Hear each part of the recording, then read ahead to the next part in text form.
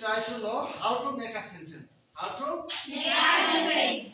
We will try to know how to make a sentence. আমরা চেষ্টা করব জানার যে কিভাবে একটা বাক্য তৈরি করতে হয়। বাক্য কি? সেন্টেন্স। সেন্টেন্সে বাংলা হচ্ছে বাক্য। দুই বা তার থেকে বেশি শব্দ মিলে বাক্য তৈরি হয়। কি বললাম? দুই বা তার থেকে বেশি শব্দ মিলে বাক্য তৈরি হয়। Okay, my dear students. So, look at the board. Already I have written 10 words on the board. How many words? 10 words. 10 words. And we will try to make sentence. Swimming. Swimming. Swimming মানে কি? সাঁতার কাটা। সাঁতার কাটা। Swimming মানে? সাঁতার কাটা। Okay. Slowly. Okay. Swimming দিয়ে আমরা এখন বাক্য তৈরি করব, ঠিক আছে? এখানে সুইমিংটা একটা নাউন, একটা নাউন। তাহলে দেখো swimming swimming S W I M M I N G বলে আই এন জি বানানটা স্পেলিংটা ভালো করে জানার চেষ্টা করো। Swimming is a good exercise. Clear? সাঁতার কাটা একটা ভালো ব্যায়াম। সাঁতার কাটা একটা ভালো ব্যায়াম। ভালো ব্যায়াম। Okay my dear students, number 2 enjoy. Enjoy enjoy না কিন্তু এর প্রোনাউন্সটা কি হবে? এনজয়। এনজয় মানে উপভোগ করা। এনজয় মানে কি? উপভোগ করা। স্লোলি আস্তে আস্তে বলবো। এনজয় মানে কি? উপভোগ করা। আচ্ছা, এটা হলো ভাব। এটা কি? ভাব। ভাব। I enjoy it. I enjoy the story হতে পারে, it হতে পারে।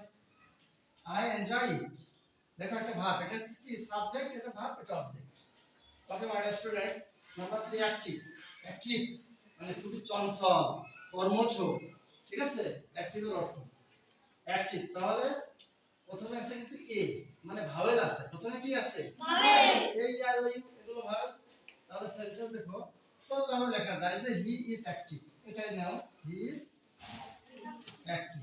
সে খুবই কর্মঠ। Okay my dear students, number 4 about. About মানে কি? সম্পর্কে।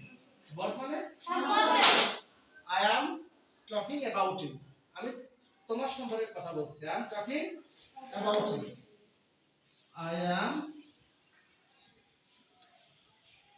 talking about you. Okay, my dear students. Next, especially. Especially is an adverb. Especially কি? Adverb. Adverb. Adverb is a modifying word. Adverb is a modifying word. এটা হচ্ছে adverb যদি হয়, এখানে দেখো he especially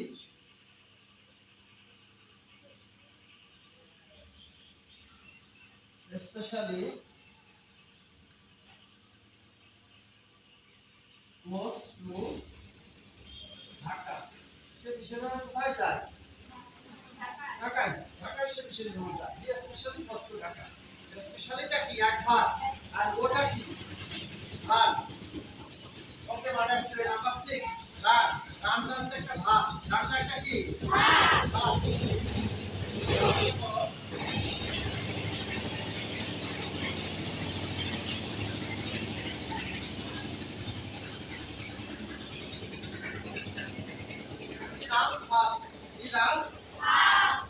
সে দ্রুত দৌড়ায়। এখানে ফার্স্ট হচ্ছে অ্যাডভার্ব। আর রানটা কি? ভার্ব। রানটা কি? ভার্ব। দেখো নাম্বার 7 ফ্রেন্ড। কি আছে? ফ্রেন্ড। ফ্রেন্ড মানে কি? বন্ধু। ফ্রেন্ড হচ্ছে একটা নাউন। ফ্রেন্ড একটা কি? Noun. Friend. He is my friend. He is my friend. He is my friend. সে আমার বন্ধু। Okay number 8 country. Country. Country না কিন্তু উচ্চারণটা কি হবে? কান্ট্রি। কান্ট্রি। সি সবসময় প্রোনাউন্সটা হবে খ, খ এর মতো। তাহলে country. Country. Bangladesh. Bangladesh is my Bangladesh is my country.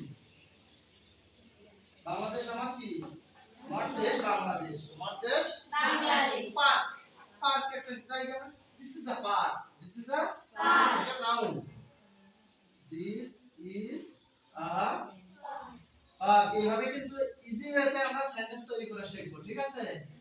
This is a park.